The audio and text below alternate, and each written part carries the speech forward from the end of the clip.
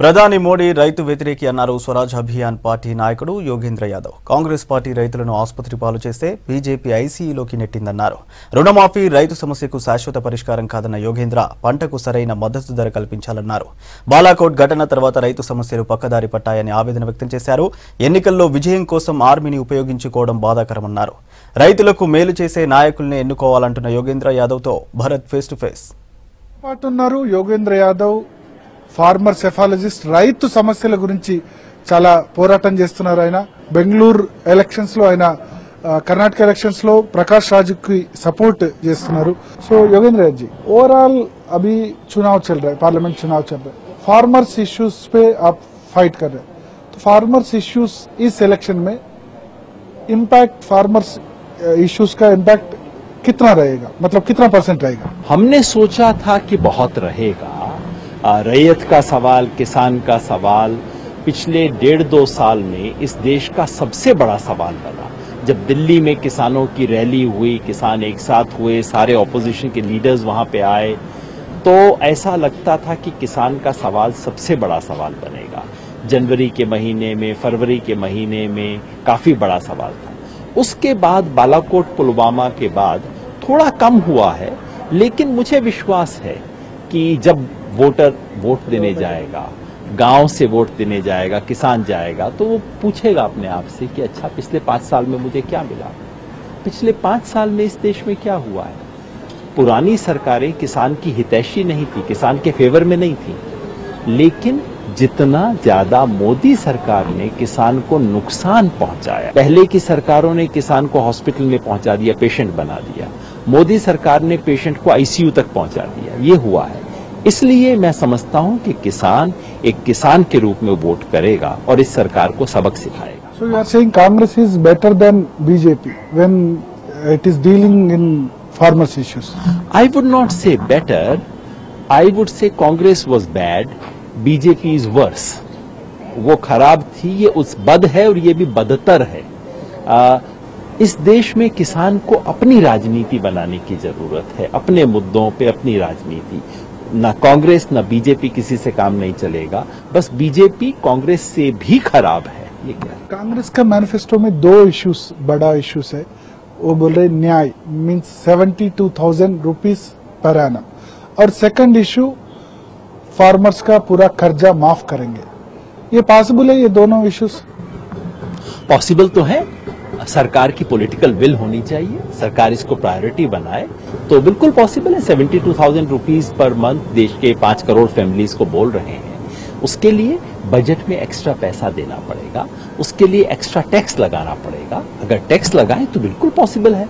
मगर और जो किसान का कर्जा माफ करने वाला है, कर्जा मुक्ति का, वो बहुत अच्छा विचार है. हमने खुद ये विचार रखा था, किसान संगठनों की ये मांग थी. दूसरी मांग हमारी ये थी कि किसान को फसल का दाम मिलना चाहिए. तो दोनों चीजें पॉसिबल हैं, लेकिन पॉसिबल तभी हैं जब आप इसको फर्स्ट प्रायोरिटी बनाएं, जब आप कहें कि दूसरी चीजों पे हम कम खर्च करेंगे, या आप कहें कि हम एक्स्ट्रा टैक्स लगाएंगे. दिक्कत यह है कि कांग्रेस ईमानदारी से ये बात कह नहीं रही है कि हम टैक्स लगाएंगे, नहीं तो यकीन नहीं होता ना. कांग्रेस ने तो इतनी बार कर लिया. अब जब कांग्रेस कोई नई बात कहती है, वोटर को यकीन कैसे हो? कई राज्य सरकारों ने कर्जा माफी अनाउंसमेंट किया, लेकिन पूरा नहीं कर पाया, तो ये पॉसिबल होगा पूरा देश भर में? कि राज्य सरकारें नहीं कर पाई. आंध्र प्रदेश में, तेलंगाना में, कर्नाटका में हुआ, पार्शियल हुआ, नहीं कर पाए, क्योंकि जब तक रिजर्व बैंक ऑफ इंडिया इसमें शामिल नहीं होता तब तक किसान का टोटल कर्जा मुफ्त नहीं हो सकता. तो केंद्र सरकार को इन्वॉल्व होना पड़ेगा.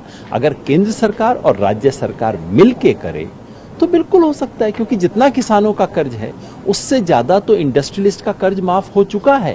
क्या ये कर्जा माफ लॉन्ग टर्म सॉल्यूशन है?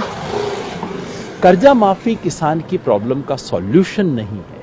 वो तो मैंने कहा, किसान अभी आईसीयू में है, उसको 2 इंजेक्शन देके आईसीयू से बाहर निकालना है. तो कर्जा माफी तो वो एक इंजेक्शन है, उससे बीमारी का सॉल्यूशन नहीं होगा. बीमारी का सॉल्यूशन होगा किसान को फसल का दाम देने. किसान को आज आमदनी नहीं, जिसके पास इनकम नहीं होगी, तो वही लॉन्ग टर्म सॉल्यूशन होगा. फसल का दाम दें, किसान को इंपोर्ट एक्सपोर्ट पॉलिसी ऐसी हो कि किसान को अपनी फसलों को एक्सपोर्ट करने में मदद मिले, किसान को जो उसके खर्चे हैं फर्टिलाइज़र का, पानी का, बिजली का, डीजल का, इन खर्चों को कम किया जाए, किसान को प्रॉफिट हो।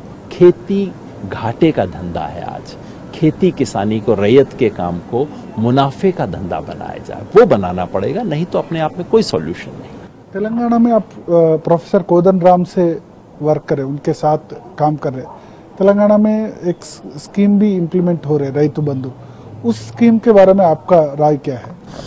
मैंने शुरू में भी कहा था रैतु बंधु स्कीम अच्छा स्कीम है। किसान को कैश ट्रांसफर की भी जरूरत है, लेकिन ऐसा हो जिससे बटाईदार, जिससे छोटा किसान, जिससे जो ठेके पे किसान कर रहा है और जिससे जो खेतीहर मजदूर है उनको भी कुछ मिलना चाहिए। आज खेती वो लोग कम कर रहे हैं जिनके पास जमीन है, खेती तो कोई दूसरा कर रहा है, तो जो सचमुच जमीन पे काश्त कर रहा है, काश्तकार है, उसको मिलना चाहिए ना। रैतु बंधु स्कीम का सबसे बड़ा प्रॉब्लम ये था कि काश्तकार को नहीं मिल रहा। वो हो तो मैं उसके हक में हूँ, उससे सिर्फ प्रॉब्लम सॉल्व नहीं हो जाएगा, लेकिन किसान को मदद चाहिए, उसके हक में होना चाहिए। फार्मर्स ऑर्गेनाइजेशंस या आप